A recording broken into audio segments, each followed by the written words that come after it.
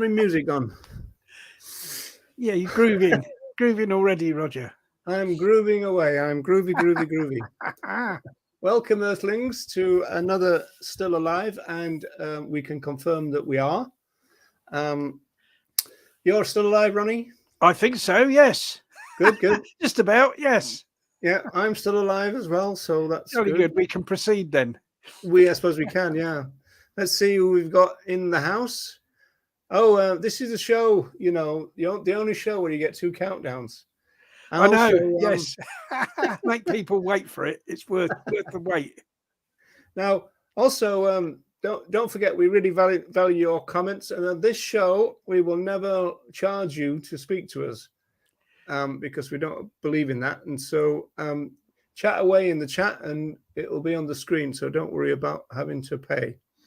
So Michael was first. Hi, Michael. That was a while ago. So wanted to get in there first. Elliot Davis, hello there. BC. Kate J, hello. Spiritual Vegan, don't know what that is. Linda Carroll. Now we're getting all those duplications that I don't like. Not your mum, not your milk, or as we say in Ireland, not your ma, not your milk. And Andy, your badges are on the way. So we'll see if the Irish postal system works better than the British one. So that'll be quite interesting. That wouldn't be too difficult, I don't think. Well, I had to fill in loads of forms, and I said, "Why have we got to do this?" And she said, "Brexit." And I was just sending some. I think there was about 10 badges or 9 badges and 1 fridge magnet, and I had to fill in bloody forms and everything. I know, it's crazy, isn't it? Yeah. Crazy. Got vegan Graham, and Graham will be putting some detail of a Zoom meeting that he's got going tomorrow in the chat as we proceed. So look out for that one. Colleen, Canadian Vegan Forever, at least forever. A friendo, hello there. BC again. Right, I think we're up to date. Yeah, so yes, must be quicker than getting the books. Yeah, that's right.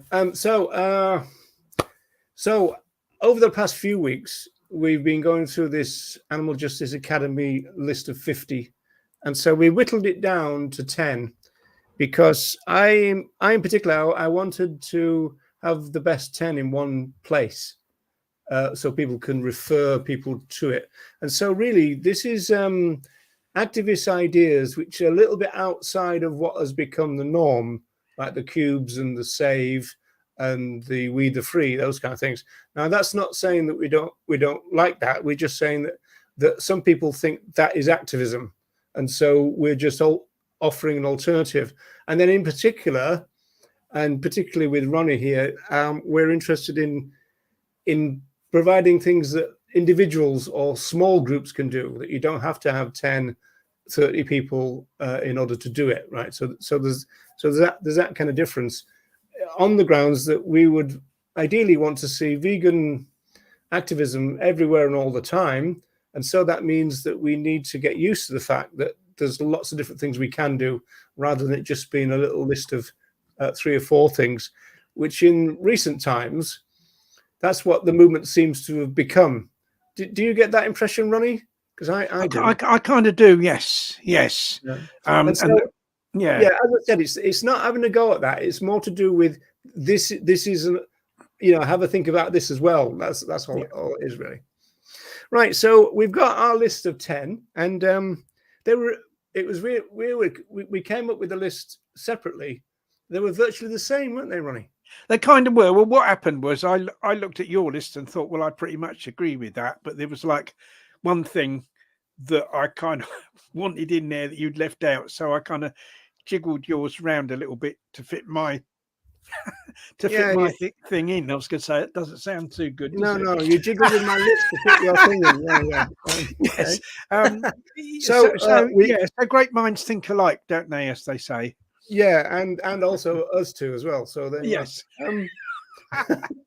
So let's think. So we're gonna try and do this kind of like exciting thing of doing 10 down to 1. So hold on to your hats, people. Yeah. I mean, the excitement is going to build, so I don't know how you're going to cope with it. Yeah. So the first one, shall we get on with it instead of? Yes. Yeah. Okay, so the first one is this, and yeah, okay. So this was the 10th one for both of us, right? It was. I mean, it's quite difficult to kind of, you know, there were some really obvious ones that are like kind of at the top of the list, and then there was quite a lot that were kind of all reasonably okay. So it's quite difficult to, you know, when we got sort of lower to down the list, I think it was more difficult to choose. But I think this really is an important one.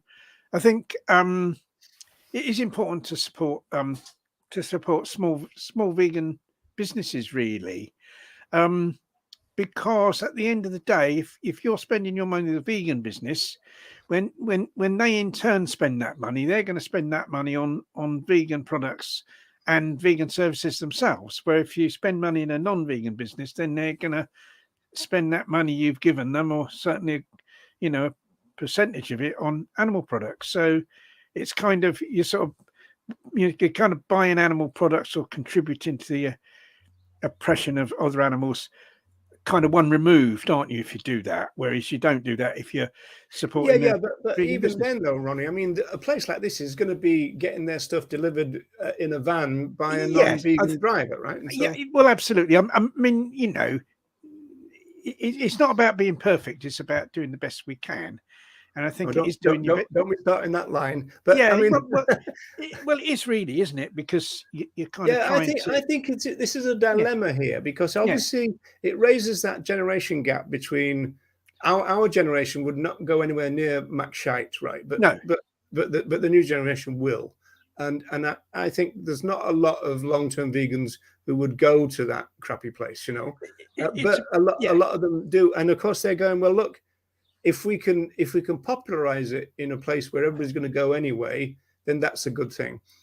On the other hand, is that people like Macbeth and Murder King and all that, they're the ones that if it doesn't work for them, and they're looking down their numbers and going, oh well, the vegan stuff or the plant-based stuff is starting to, they'll just sling it out, right? Whereas this shop here won't. So that's the reason why we've got to keep them open. Yeah, and also this shop here, the vegan shop, will close if not enough vegans support it. And indeed that's been happening, you know, especially, and it may be worldwide, but certainly, you know, here in the UK, it's very difficult for all small businesses, not just vegan businesses, but all small businesses have been having a hard time. So it's even more important to support your local small vegan business to keep them going. You can see the argument for supporting the other stuff as well, can't you? That's the problem.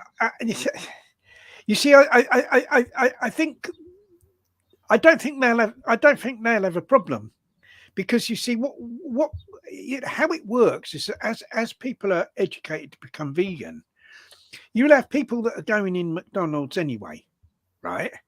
And then they decide that they become vegan, or they become interested in trying food that's vegan, that's plant-based.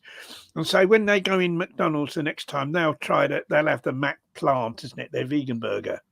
Or if they go in the Kentucky Fried Chicken, they'll have the vegan nuggets, you see. And so, you know, they've got their customers anyway from those people. And then what you do is those kind of new vegans that are kind of are going in McDonald's, then what we need to do is educate them, you know, to become more ethical and to kind of make a more ethical choice by going in the local vegan cafe, if possible, instead of McDonald's, or indeed into any cafe. Really, I kind of think myself. I tend to think that that's a natural process in the same way. Yes, as a new vegan nowadays is probably going to be a lot of processed plant-based foods. Yes, but the more you get into it, the more you start to think, oh well, I'll go back to the fruit and veg. You know, like so. It's kind of like you're not as. I mean, there's a lot of early junk food vegans who then kind of go, oh well, let's increase the fruit and veg again or something, right? And so I think that's the way it works too. Yeah, I think because I think the educational process kind of continues within veganism. You see, so you know, the people that are kind of vegan but going to McDonald's, then you know, we educate them to not go in McDonald's and to support a more ethical or less unethical business instead. And then they can start going back in with the quick drying cement, Ronnie. Yeah, blocking up the toilet. I mean, I've never done that. Not that we would suggest such a thing. No, I've never done it myself. I've had a normal wee. And I've gone in and had a wee in the toilet in McDonald's when it was the nearest. Okay. Which is called a Mac piss, isn't it? That is. I've not had a Mac shite. Never had one of them. No. I knew you were going to say that. That might block the toilet if I had one of them in there. Okay. Right. Moving on swiftly. Yeah. Right, I think we've said more than enough on that one, and so our number 9s are a bit different. So I'm going to go to your one first, which was number 26. So that's your number 9, Ronnie. Yeah, but but that's one of yours as well, isn't it, Roger? Yeah, that was my number 8. Yes. Yeah. Yes, I think this is a good way. I mean, I would say particularly, and it would only really work, I think, if it was a sanctuary for farmed animals, you see, so that they can actually see the type of animals that they're eating, if you see what I mean. And you know, quite a lot of those sanctuaries kind of have information about the animals, you know, in order to educate non-vegans, you know, like sort of where they've got the pigs, they'll have information about pigs, you know, about kind of, you know, what marvelous animals they are really, and the same with all the others, and that also helps. So I think that's good, you know, to, you know, get them, and then they come face to face with the type of animal that they're eating, and it might make them think a bit, and you know, and hopefully go vegan.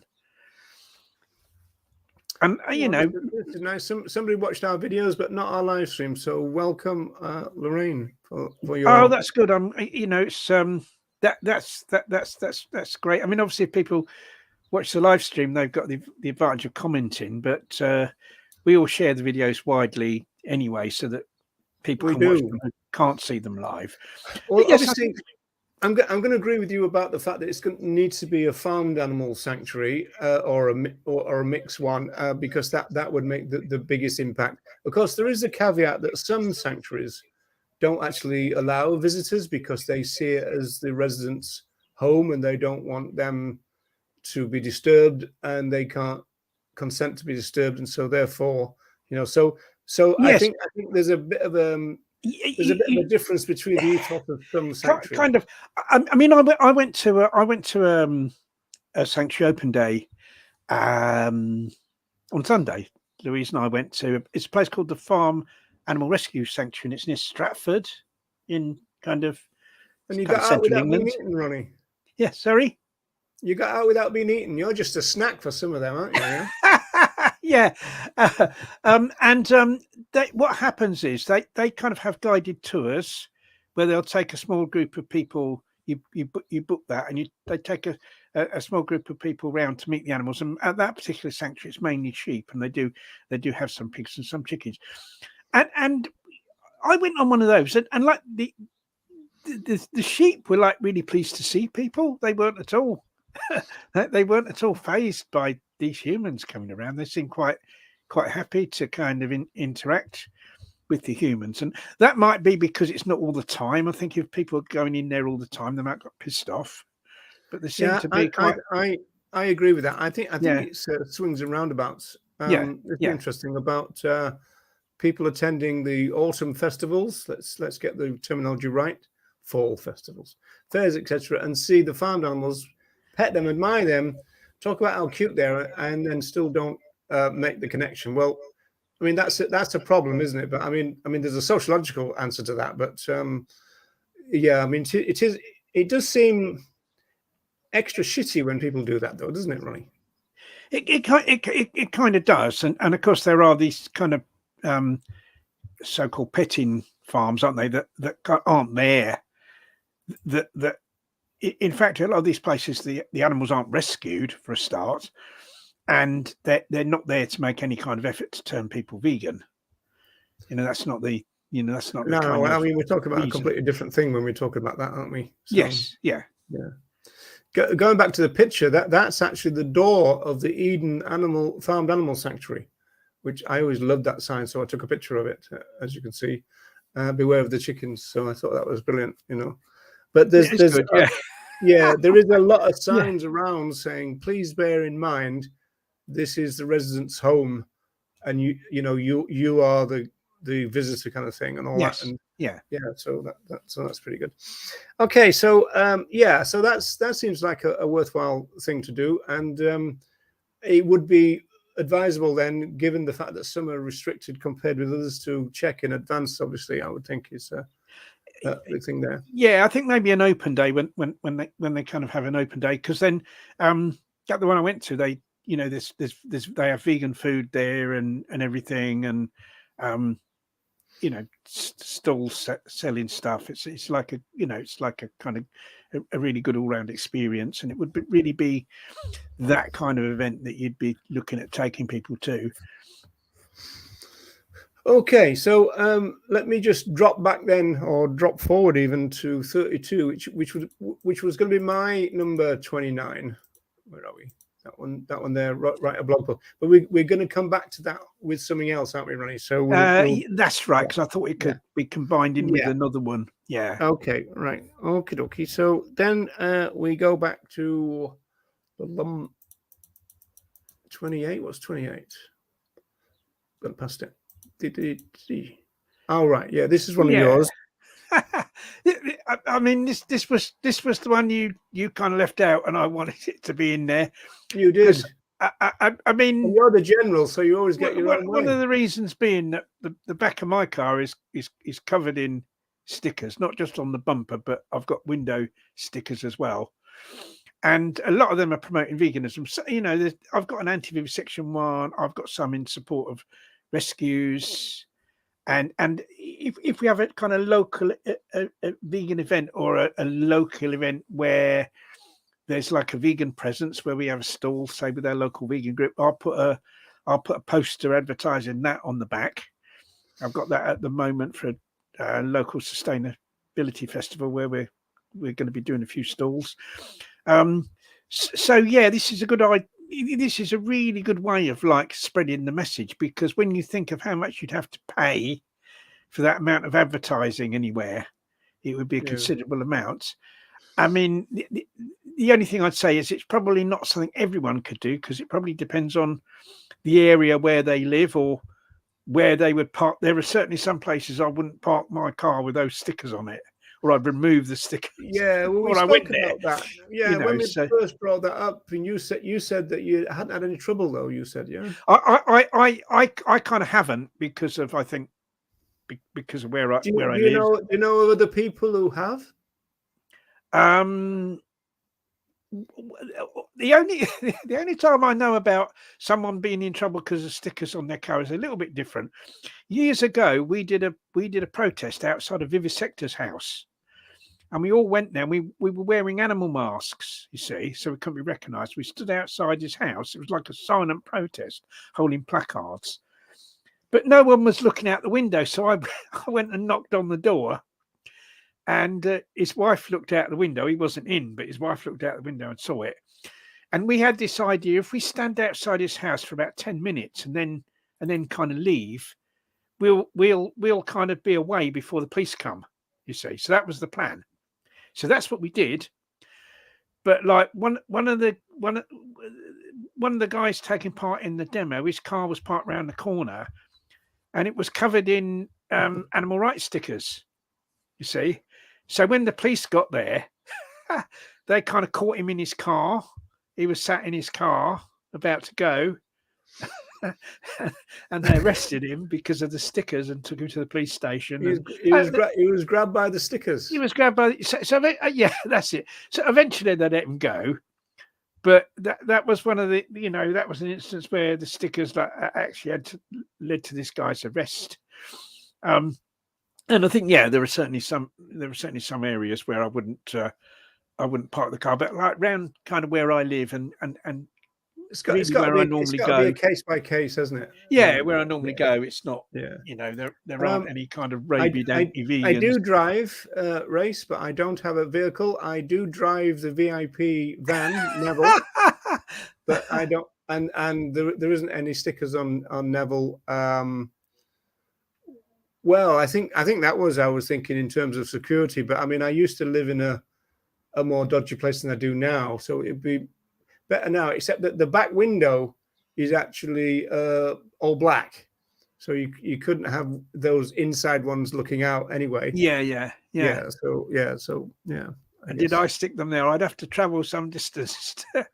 Yeah, Neville doesn't have stickers. No.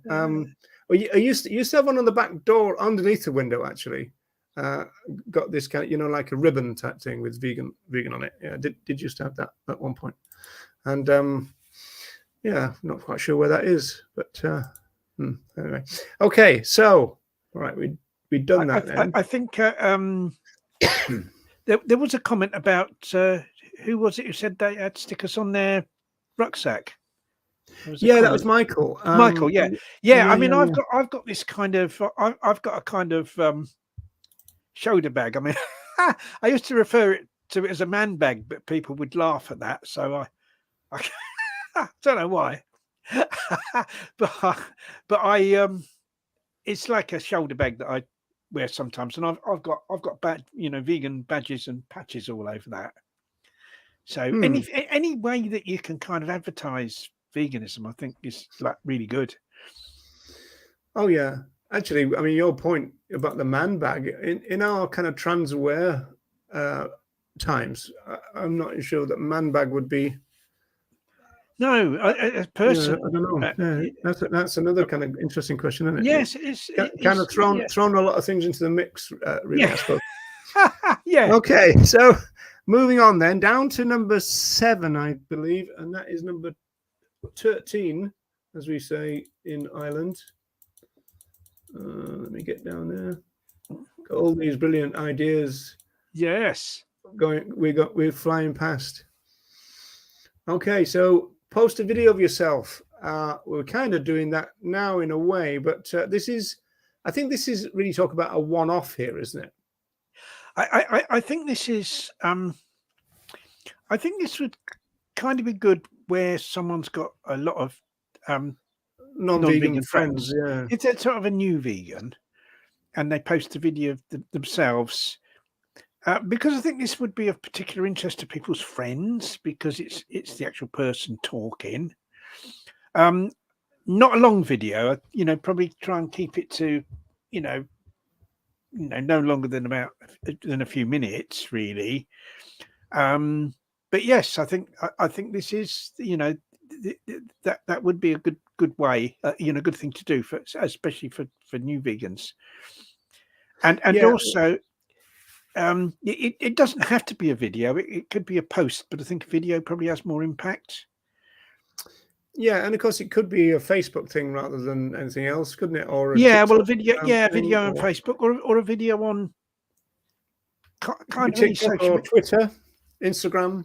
It could be. The thing about Facebook is it's more likely to be your friends that see it on Facebook, and so they're going to be more interested because, if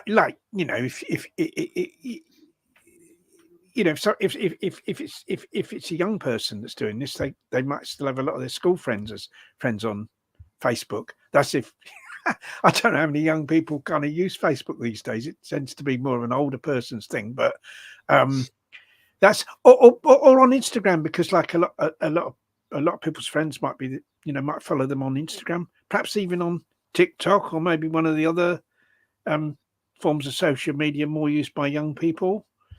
Yeah, I know somebody, right, who I think they used to have quite a lot of kind of cosmetic or kind of those kind of adverts, and also those kind of unboxing things which were very popular at one point. You actually watch people unbox things. Oh Which yes, I always thought was quite an interesting thing. I've just bought this, and now you can watch me taking it out of the packet. yeah. And but they were remarkably. I mean, I think one of the biggest. I think the biggest YouTube channel ever was this little kid who would just get bought presents of toys, and he would unbox them.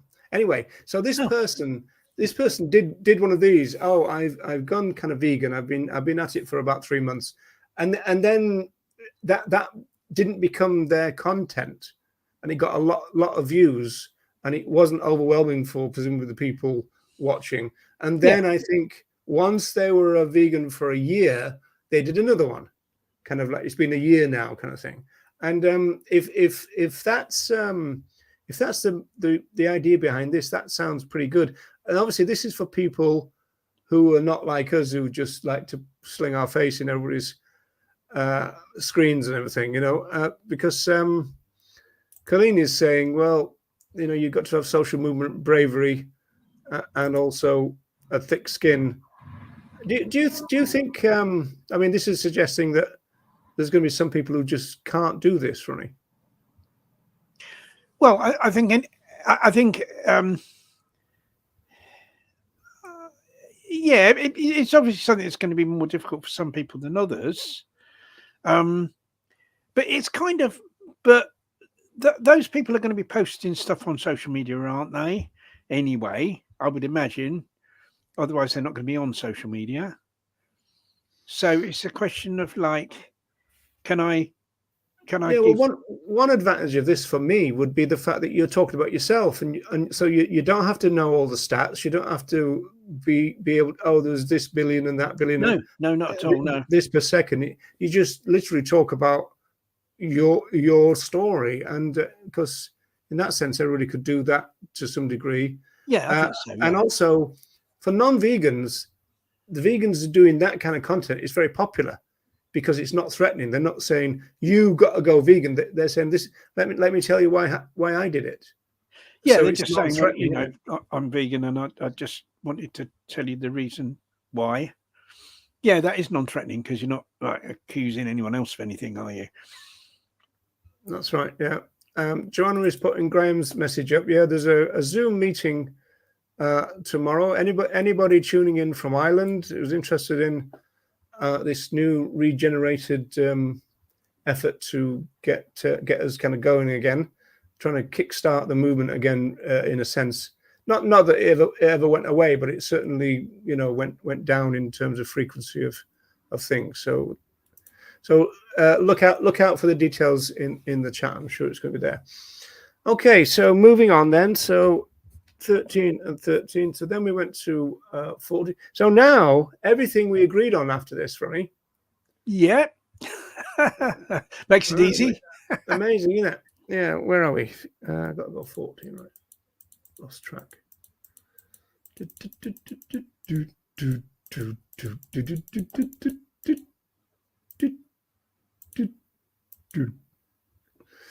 Right. This is your territory here, Ronald. Yes. What I would say, rather than the social media post, I think what's more likely to get your letter published in a local newspaper, because this is what we're talking about really, is if it refers to something that's previously been in the local newspaper, either an article or a letter. See, what I do is every week I look through my local newspaper, and I actually look through it online because there's a digital edition. Because where I live, we don't actually get a local newspaper delivered because I live in a village and they stopped delivering here, but although it still covers this area. So I look at the digital edition online, or you could look at the paper edition if you get it delivered. And I look for anything on which a letter promoting veganism or kind of animal rights could be hung, for instance. And you're looking for a hook, can't you? You're looking for a hook, and then but basically we've got a team of people locally that are they're either prepared to write letters themselves or they're prepared to lend their name to a letter. So they'll allow someone else to write a letter, like using their details. And obviously they've got to agree to the content. Because if you've just got the same one person writing letters all the time, then you're limited to how often they're going to publish letters from the same person. And we will average about, I think we'll probably get about 6 letters published a year in the local paper, normally promoting veganism, but sometimes on other issues as well. I mean, the most recent one we had published was an anti-vivisection one. Yeah, I saw that today, and so I said we can put one up. So you've got another one to show. Do you want me to put that up? Yeah, put that one up, because this one is one to do with veganism. What there was just trying to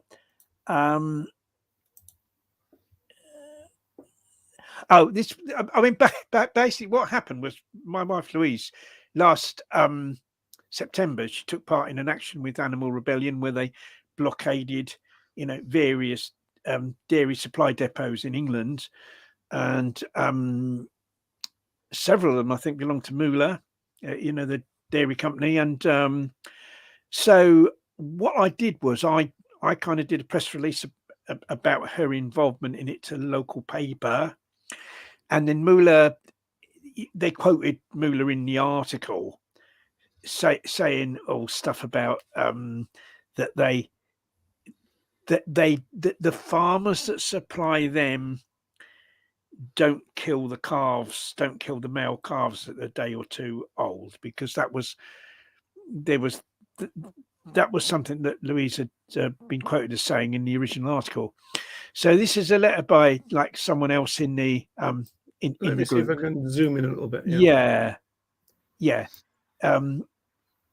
Countering what Moolah said. The technical thing here, Ronnie, is you see that bit at the end of the first paragraph where you got bracket activists change themselves to lorry. So that is referring back to their own article. That's referring to the article, you see. So this letter is based on an article. Really like that. If you cite their own article, they like you to do that, because it's kind of like almost like saying to everybody else, "Oh, we're important. We get noticed." That's right. Yeah. So that's referring to that, and then it's saying that about how male calves are killed at a very young age anyway, killed for veal at 7 months, or for beef fats. I don't know what that was, 18 months, I think. If you scroll, you had to scroll up, show. Okay, I'll do that. This one. Yeah, 14 months. Yeah. And it's basically encouraging people to go vegan, and there's a link to the Vegan Society. So you're looking for a hook. On this occasion, it's your own wife's arrest. Well, what it is, it was a press release I did about Louise's arrest. Yeah, that got in the newspaper as an article, but then of course they went and asked Moolah for their, for a quote. You got from no them. shame, Ronnie. And then this letter is in response to what Moolah said. You see, so basically the whole thing, you can kind of run with it, if you see what I mean. So there was the article, then there's the letter in response to that article, you see. And I mean, we've just sent a letter to the newspaper this week in response to a letter that was in, and the original letter was in response to an article. So sometimes if you've got different people writing, you can keep it going, you see. Yeah, that's right. Yeah. Well, you can do that on social media as well. People used to do that a lot more than they do now. Used to get four or five people together, and they would have a chat amongst themselves.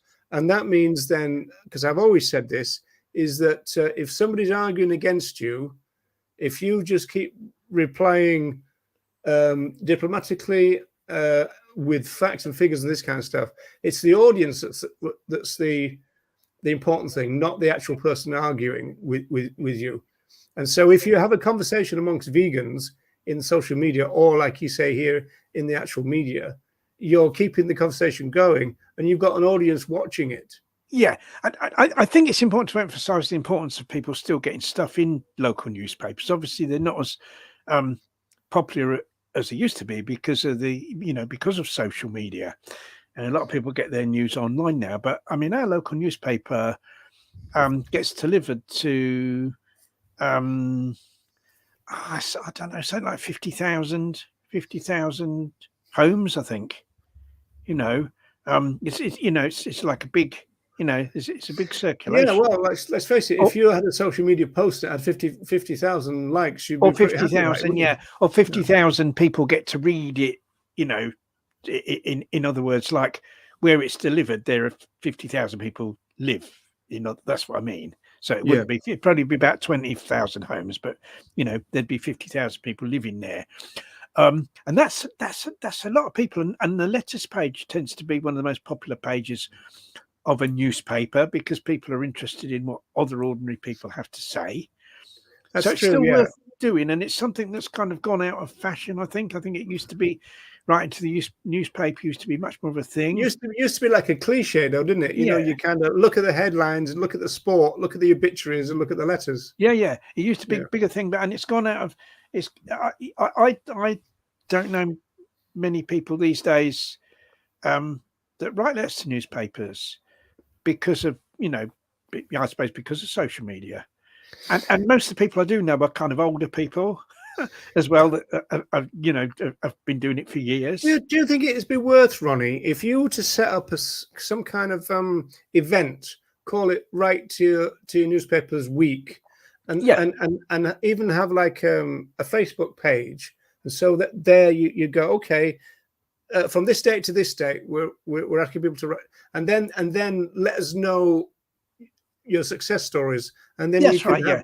I think it's a question of looking. I mean, not every week. We don't send letters every week to the newspaper because there's not a hook every week. If you see what I mean, and also you wouldn't get them published every week. No, I just meant if you picked a week for everybody to try Everyone it. To try.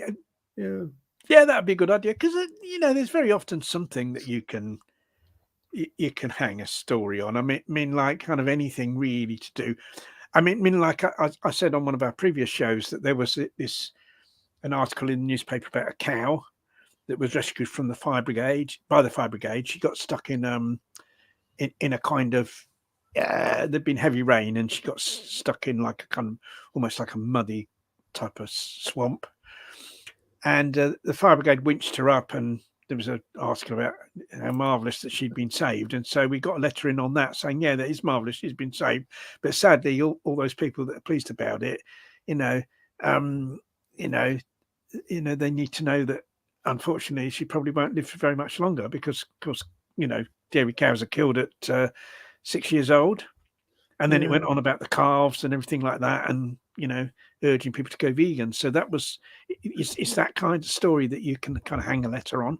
I mean, have you seen this, Ronnie? This is Andy weeing all over your idea here. Because of I think yes. I mean, I think some people do. Yeah, I mean, it doesn't mean that every single person. They're bound to, really, aren't they? What they ought to do if they're going to do that, they should have a sign on the door saying no free newspapers, or on the door. Some people, I've noticed that as I've been going around door dropping, I've seen signs like that on people's doors and it's far better to not have it delivered, isn't it, than just to put it in the recycling bin. Yeah. So we're halfway through, people. So we're into the top 5, and so let me bung this back up on the screen, and we've got to move to number 35 again. So we've got to go down. Right. All right. T-shirts. This actually came up with Ronnie and I did this this panel of veteran vegans, and it was interesting because the panel were vegans from 30 through to 80 years vegan. That was John Cross. And then the host was vegan for 25 years. So it was almost, I think it was about 500 years vegan between us, I think it was. And what was amazing was nobody died during the show, did they? I never thought of it that way, but I don't think so. No. So, unless someone was like propped up there, like but they. Well, there was a bit of screens swapping around, so maybe I don't. Yeah. I mean, obviously, this is something I do, as you can see with this T-shirt I've got on now. And yeah, I think it can be. I mean, I wear, I wear T-shirts really all the time, kind of really promoting veganism. Obviously, in the winter, they're very often they're not seen because I'll have a jacket on over the top, but then I have a badge on my hat, on my cap, or on my beanie hat as well that says vegan on it. So I've always got something on me that promoting veganism, and yeah, it's a good way. I mean, even if I mean, the other day I was in a garden centre, and the guy at the till said, "Oh, I had a vegan T-shirt on." He said, "Oh, I really like your T-shirt." He said, "I'm vegetarian, and I'm kind of trying to go vegan. I'm gradually getting there." And I just encouraged him. I said, "Keep at it. You'll get there." I just give him a bit of encouragement. So that was good for him, to have that conversation with me. And even if people don't say anything, just seeing the word vegan can have an effect. Will make people think about it as another little, another little thing that kind of might push them towards going vegan. So it's So, a really Ronnie, easy. I got a question. So Yeah. the person who commented on your T-shirt was a vegetarian. Yeah, he was vegetarian, but he was wanting to go vegan, and he said he was kind of, Yeah, but why didn't you say, "You cow exploiting scumbag"? Yeah. And have a go at him? Oh, well, I'm not. Yeah, but I don't think that would actually probably help him to go vegan. He just thought vegans are horrible, horrible bastards. So I don't want to be one. If I'd said that, no, I just encouraged him. I said, "You'll get there. Keep at it." And did he take your details or anything like that? Or Yeah, well, he kind of he took your name, so he knows how to avoid you. yes. Yeah, I mean, I couldn't speak to him for long because there was other people waiting to, it was because it was Easter. It was really busy, so I was only able to have a brief conversation. But it was just that bit of encouragement, and Look at that, Ronnie. You missed a chance to deck somebody. a chance for a punch up. Yeah, I think people, one of the things that might put people off wearing a T-shirt is that they're frightened that an anti-vegan might come up and start arguing or have a go at them. But I personally, I've never experienced that. No, I never have, and not only that, I don't know anybody who has either. No. All I've experienced is like people like that guy that come up and say, "Oh, they either say I'm vegan as well, or they'll say, I'm wanting to go vegan." And what I'll do as well in kind of in sort of connection with this, I often have I carry about on me, or in my shoulder bag or whatever, I'll have booklets about veganism and stuff like that. And if anyone's interested, so did you give one to this cow abusing bastard then? I didn't. To be quite honest, I unfortunately on that one occasion, because we just popped out quickly to the garden centre, I hadn't took the booklets with me. Oh, I'm going to turn you off. I'm going to cancel you, Ronnie Lee. I think he was a guy that knew the arguments. It was just the practicality of like switching over to the food, really. And he certainly was enthusiastic about going vegan. He didn't really have to be convinced. But I do normally, if I get in a conversation with someone and they're interested, and that might be sparked by the T-shirt, yeah. I'll have a booklet, because I've got these kind of recipe booklets that have got the ethical reasons for veganism as well. So they're like practical in terms of what food people can make, but they also, I've got the ethics as well. Yeah, as well. So it's a really good combination. I'm sure you're paid by Animal Aid to plug them everybody. I ought to be, shouldn't I? I ought to put in an invoice to them, shouldn't I? Really? You really well should, yeah, because they're just using you as free labor. That's what's going on there. But let me say this: Angie Wright, who was on that panel, what was it? 2 days ago? Was it now? It's yeah. I'm so old I can't remember one day from the next anymore. But Angie Wright was on there. She's been vegan for 57 years, right? And she was saying that she still knows there's quite a lot of isolated vegans, and she was saying that's why you need to wear your vegan T-shirts. And he said, and you can guarantee that that people will come up to you and go, "Oh, I'm a vegan as well," or that kind of conversation that you had. And she said, so that's where you're not going to be so isolated. You're going to actually make friends, or at least contacts and everything, because she said, put it the other way, if I was, going through a shopping center and there was another vegan, but they just had a plain T-shirt, I'd be so disappointed that I didn't get to meet them and say hello to them. And I think the other thing is, and one thing I have to do as well, is I have leaflets from our local vegan group, and if that happens, I'll give them a leaflet and say, look, join our group on Facebook, and you can talk to other vegans through that. Yeah, so it's definitely a good one. Yeah, I particularly like it when you've got a big vegan thing and they come up and say, "Are you vegan?" I love that when they say that. Yeah, I know. Yes, and of course I told the story before about where I had my badge on my hat, and there was a vegan guy I went to buy some vegan wraps from a shop, and the guy behind the counter was vegan, and he gave them to me for nothing when he saw the badge on my hat. Yeah, so you can even get freebies, folks. So sometimes it's not happened. It's not happened since then. The only other thing I'd say about this is be very choosy and careful about who you buy this stuff from, because I think there's a lot of capitalists just seeing a market and cashing in, and it's not going to a grassroots group or anybody else. Yeah, I mean, it'd be better off giving it to your scummy national group, Animal Aid, than just a capitalist thing. Yes, I mean, a lot of the national organisations sell these, sell T-shirts. But you just see them on social media just popping up now, don't you? Vegan. Yeah, I think you've got to be careful, because if you go on their website, they've probably got anti-vegan T-shirts on there as well. Oh yeah, they probably do. Yeah, pro Donald Trump T-shirts and just anything trying to get everyone to buy them. This is obviously a good one. So that was number 5, folks. So let's move on to number 4. Can you feel the tension mounting? I'm kind of juddering with excitement here. So we got to move to number 15 now, Ronnie. Let me get my silly equipment working.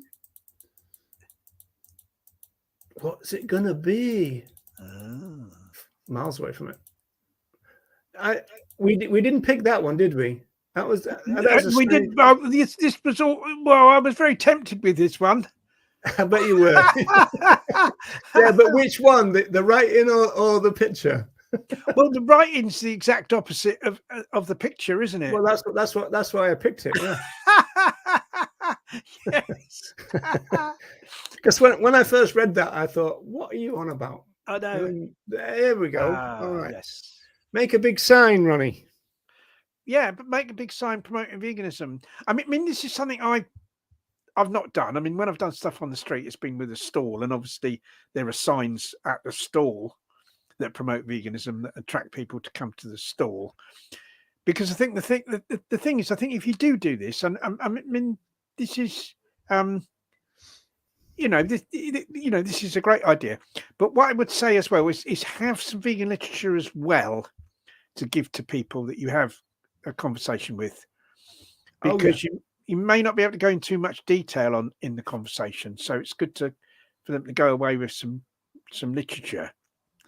Yeah, well, my plan for one of those, the pedestrianized areas, is if you get some of these banners, which are not cheap, but you can sometimes get 4 at a time. So you could then have 4 people, 2 back to back, in sight of each other, right? And so that means that the people going one way are going to see 2 vegan signs. People going the other way are going to, and then depending on who if somebody asks you a question that you don't know, you send them to the other people and all that kind of stuff. And it is a good way of doing outreach, this. And like you say, have some leaflets so they can take stuff away from you as well as just talking to you. Yes. And I think this is, it's just another form of street outreach. I mean, it might be a thing to do where it's not possible to set up a table, perhaps. Yeah, but I don't think this is illegal anywhere, though, is it? I mean, I don't think we've done it all over Dublin, I think if you were doing it in a private shopping area, they could. Oh, yeah, you wouldn't get away with it in one of those. Yeah, but I mean, in terms of a public space, right? In a public space, I think you could probably. I mean. It often you get away in kind of public areas of setting up an information table, but obviously you've got to do it in a way where you're not causing any sort of obstruction. And having someone with a sign is less likely to cause an obstruction, isn't it, than having a table? So it could work in that kind of situation. Yeah, this actually was. I was on this. This is a march in Dublin, and so I was on the march, but I was also giving a talk at the end of it, and so we took this along with it. And I thought, well, I might as well just, instead of having it folded down, I might as well carry it, And so that's what I did. So, Yeah. that's what I did. Right, people. 3 to go. Hey. I know, amazing or what? Right, where are we? So we've got to go back to number 5 now, Ronnie. What's it going to be, people? Place your bets. Whoops, we've gone past it. You went past it. Yes. There you go. That's that is a photo I took. Street, Ronnie. Yeah, that's a photo I took of a leaflet I left on the seat of a train. I do this all the time. If I'm traveling on public transport, which I do try to use public transport rather than the car, if at all possible. I mean, mainly for like environmental reasons, but also you're a serial litterer, aren't you, Ronnie? Another good reason. Well, I think the worst that can happen is somebody comes and puts it in the bin. I mean, I remember putting one on. I put one of these on a seat of a train, and the train guy was going through the train, like, I don't know, the guard, and he picked it up and threw it in the bin. And you got it back out again? I just got it out again. I don't necessarily think it was because it was a vegan leaflet. I think it was just anything on the seats he was binning, and I just got it out and used it again. But yeah, I mean, trains, buses, waiting rooms, any public place, you can leave leaflets. I'll when I go on a journey, I'll on public transport, especially, I'll have leaflets with me, and I'll kind of leave them on seats. Do you think, Ronnie? Do you think this would work? Is if on a still day when it wasn't raining, if you got some blue tack or equivalent, not to advertise, and you got your leaflets like this, which were just A5, 2 sides but not fold out. You just kind of stick them onto lampposts and stuff. Do you think that? Yeah, would you work? could. Yeah, because someone can pull the leaflet off, can't they? Read it. Yeah, they could do it. Yeah, you can do stuff like that. The other thing is books in libraries, or I've got Abby's come to join me. Come on, come in. That's it. Books in libraries, magazines in supermarkets. I've done that. I put them in magazines in supermarkets. There's all sorts of places you can put leaflets. The other one is under windscreen wipers of cars. I mean, you can just do it. You could do a whole car park, a whole parking lot with them if you wanted to. I tend to be, because and I have done that, to be honest, but normally I'll do it like, say, if someone's got a sticker in their car from an animal rescue, maybe a local dog rescue, I'll put that under their windscreen wiper, put a leaflet under their windscreen wipers. The one about, that particular one as well that there was a photo of. And the other thing that you can do, which involves is kind of somewhat similar, is door dropping, delivering leaflets through people's letterboxes, which is not possible in all countries, but certainly we can do that here in the UK. You can do it in Ireland. I think in other countries as well, it's possible to put them through. Well, I don't know if we're allowed to, but we are doing so. Yeah, I think you are allowed to. I think not being nicked yet. What do you think about business cards, Ronnie? Because they're pretty cheap to get done. I think if you're having, I think that might be an idea for kind of printing your own. If they're that's what I mean. Get done than leaflets, and those can, like a business card size thing with that's right. I mean, I've got somewhere. And have some website addresses on it that people can go to as well if you're doing something like that, because obviously there's a limited amount of text you can have on there.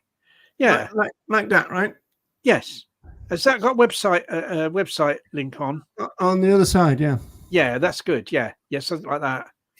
See, the thing is, in some supermarkets, right, you've got these little kind of little kind of shelves where you usually put these little adverts, and they are about that kind of size. Now you might have to pay, but they might let you pay, or if they, you could just try it first. You just plonk it in there and just see how long it lasts. You know? Yeah, we've got ones that'll take sort of A5 or A6 leaflets, and sometimes I just put them in there. I'll just put the leaflets in there. Just hope this is one of the VIP ones, Colleen. So it's Vegan Information Project. Yeah. And that's the quote from Tom Reagan, 1983. And also in libraries often have kind of leaflet racks where you can pop. Of course, libraries used to allow you to do a display, didn't they, for about a month or something, or 2 weeks? Yeah. Well, we've got like the area we cover. There's 3 libraries, and 2 of them does let us have displays. We've had displays in there for Veganuary, where we left leaflets, and they'll put a collection of like vegan cookery books together as part of it, and then we can kind of put leaflets and stuff along with it. Actually, now you said that, it might be easier to get into libraries nowadays because they're going to have so many vegan. I went to an Irish library for first time for years, and I was really surprised by the number of vegan cookbooks there and stuff. And so, if they're going, we couldn't be having that, and say, well, you've got a shelf full of vegan cookbooks over there. Yeah, and I think if it coincides with like an event, I mean, there's obviously Veganuary, or there's World Vegan Month, which is November, and that's another time you could kind of you could put stuff. Yeah, well, that's a good time for anything. Yes, especially things like press releases as well. Yes, yeah. Okay, moving on then, because we're coming up to the hour, so we're doing well time. So number 2, which is number 1, if that makes sense. So let me put this back up, and number 2 is number 1, which is that one, chalktivism. With my weird G, I got so much piss taken out of me for doing this. This is something I've never done personally, but I do see the value of it. I mean, obviously, once again, it's reminding people it's another way of, like, getting the word vegan and getting veganism into their heads. Quite easy to do. It used to be extremely popular. I'm not quite sure it's as popular now as it kind of used to be, but it certainly still goes on. I think a lot of people combine it with events like Earthlings Experience. Yes, now. Yeah, they do. Yeah, This one was actually just done. But I mean, I think we were there for about 3.5 hours, and a lot of people come up and to see what you're doing while it's actually been done. And then most people, I mean, you don't get people coming up and trying to wipe it out or anything like that. I mean, most people actually politely walk around it and stuff, unless they can't. So yeah, this I would recommend this because, but not really on your own. I mean, you need about 3 or 4 people to make this kind of pretty fun. And also it means that you can have somebody there who can be talking to the people, and they, as you say, Ronnie, they could have a pocket full of leaflets. Yes, absolutely. If people stop to read it and look at it, I mean, it's great if you've got someone that's a really good artist, and you can have, like, I mean, this is quite artistic, isn't it, in a sense? What you've done. Of course it is. I did it, Ronnie. Yeah, that's right. Yeah, yes. I mean, you missed your profession there, Roger. Yeah, something that's like attractive, and people stop and look and say, "Oh, would you like some information?" I think it's the G that did it. I think the G sucked people in, thinking, what the hell is that? Yeah, something like that. Yeah. So chalktivism is definitely a good thing. I don't know whether there used to be a chalktivism week or day, didn't they? I don't know whether there was. I think there was a day of action. I think that might still go on. I don't know what time of year it is. I think it's kind of perhaps more in the summer, because you wouldn't want to do it in the pouring rain. You always got to get some comedians, isn't it? What is it meant to be? Yeah, it's meant to be a G. I've had enough of this. This is about the 5th or 6th year that I've ribbing for that G. I'll tell you. So, right then, are we ready for number 1? We are, yes. Wow. Well, I mean, we ought to do that kind of top of the pops kind of thing, didn't we? With Fluff Freeman, you know, at number 10 was, you know, and all that, but we won't. Okay, so number 1 is number 37. Blimey, I've got to go all the way back. 37. Doing my own sound effects and everything. Yeah, that's it. Yeah, they'll be signing you up for the TV. And here it is. Yes. So this is the street stalls. Yeah, your street stalls, which can be big or small. I mean, in a kind of, I mean, this is a big one because it's the one you did in Dublin, isn't it? Where you've got a lot of space and stuff. We're starting this again in about 2 weeks. We would have already started, but somebody broke their finger. But hopefully the finger's on the mend. And well, I hope so. Yeah. Yeah. But this can be done in a small way. I mean, we've done stalls in like our local towns with just I think we've got like a kind of, we've got a 6-foot table and we've got a 4-foot table, and it depends on the space available at events. But often we've just got a 6-foot table. We've got placards. We've got some backboards that we can sometimes put on top of the table if it's not too windy. Leaflets.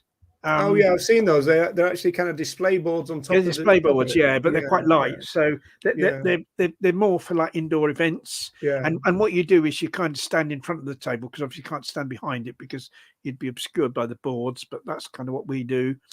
Oh yeah, okay. That's and we've done we've done stalls on the street, but the other place where we do stalls locally is at community events. And this is something I think that a lot of kind of vegan outreach groups don't think about. They tend to be focused with street stuff, and you know, it's good to do stuff on the street, but also there are other places you can do it. I mean, we'll do stalls at like dog rescue fundraising events where they have like a fun dog show and stuff like that, and that's usually held in a local park or somewhere like that.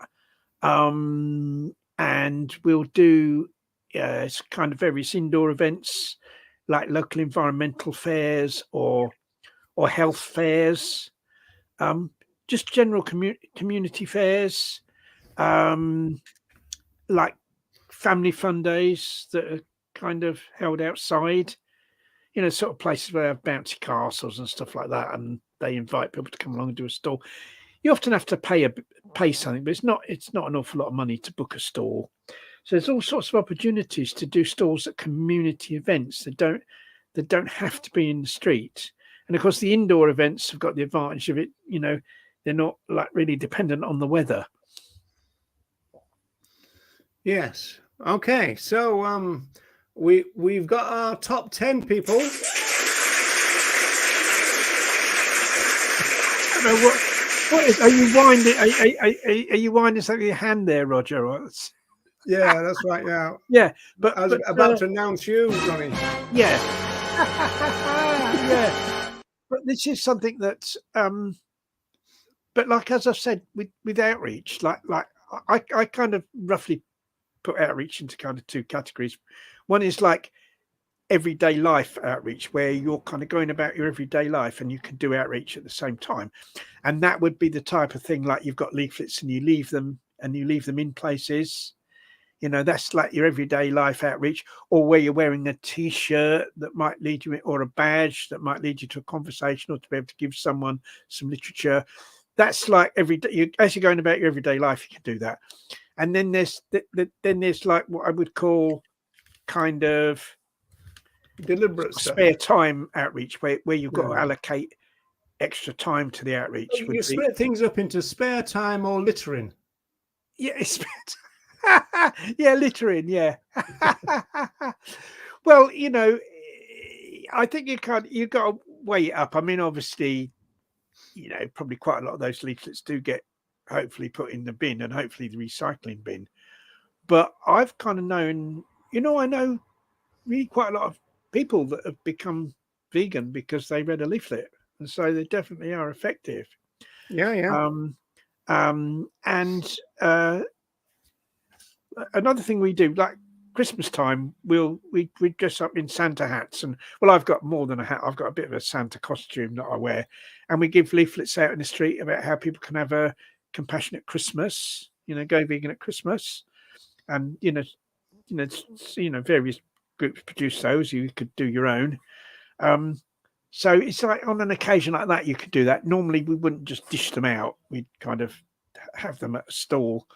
See how well I've got you trained now. You always go, there's lots of groups giving them out, but you can do your own. I've got you trained now, right? I think it kind of depends. I mean, we do a combination locally. We do use leaflets from national groups because we can get them free. But sometimes we do print our own as well. It depends on usually we print our own if we're putting on an event and we want people to come to the event, and we'll print our own for that. That's when that's when we tend to do that. Very good. So there's that. So there's and then there's, like I said, there's the type of outreach where you kind of have to kind of allocate time to it, which would be your street stalls and your door dropping and stuff like that. But these are all important ways of doing outreach, and something I'd encourage. I mean, there's stuff that people can do on their own, and also other things that you can do in a group, or are better done in a group. It's probably I've done information stalls many times on my own, even ones involving setting up a gazebo. I've done them on my own. Yeah, me too. But I mean, there's no doubt about it. It's nicer and and I think if you've got more people, you can do more. Like you can maybe. And there is a gendered issue to that as well, isn't there, Ronnie? Well, I think women on their own in certain circumstances, might kind of feel threatened. It depends. That might be more in the street. At a community event, that wouldn't be so much the case. But as I said, like one thing we've done in the past is vegan food samples, and I think you certainly need more than one person if you're doing that, I would say.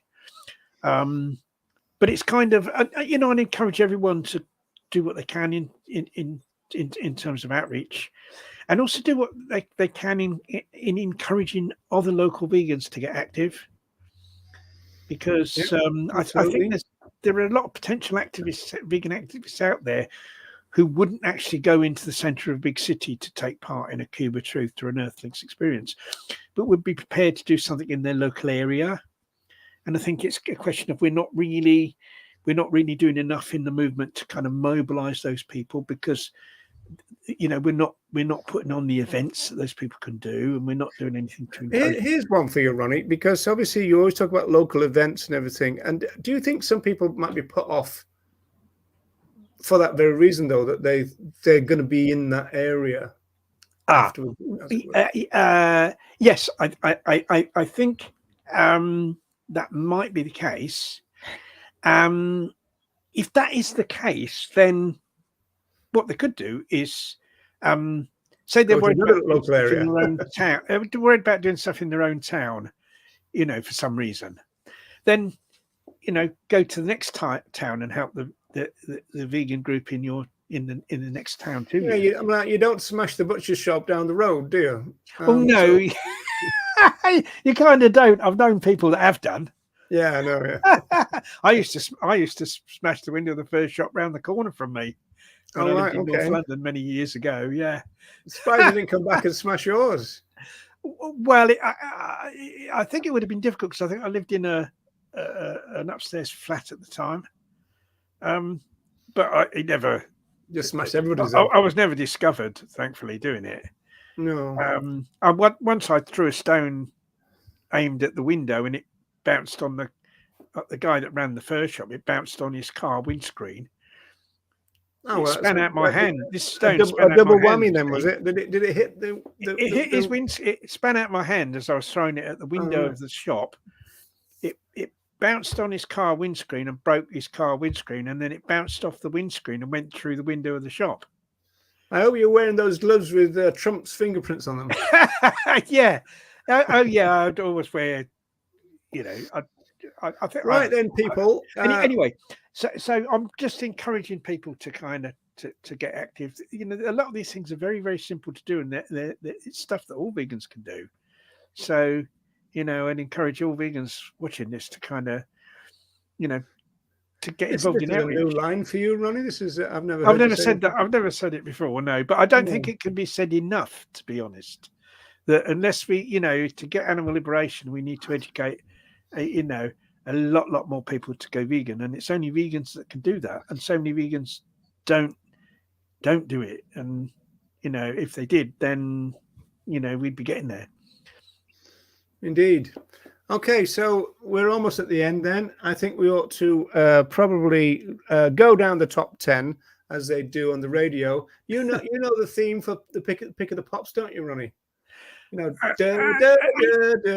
oh yes, that's right. Yeah, I do remember that. Yeah, okay, you got to do that a couple of times. So let's start this. So at number 10, then, activist poppers, we had support your vegan outreach establishments. At number 9, we have animal sanctuaries. We support your animal sanctuaries.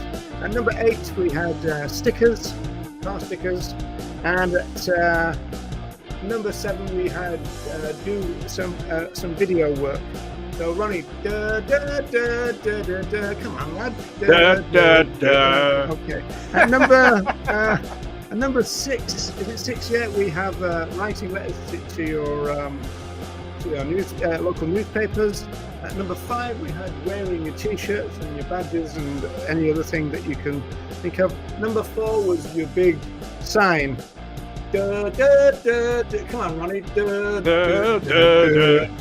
okay. Number 3 was literature. Take some literature with you wherever you go, and don't forget like what Ronnie did. Number 2, chalktivism, and then finally, doing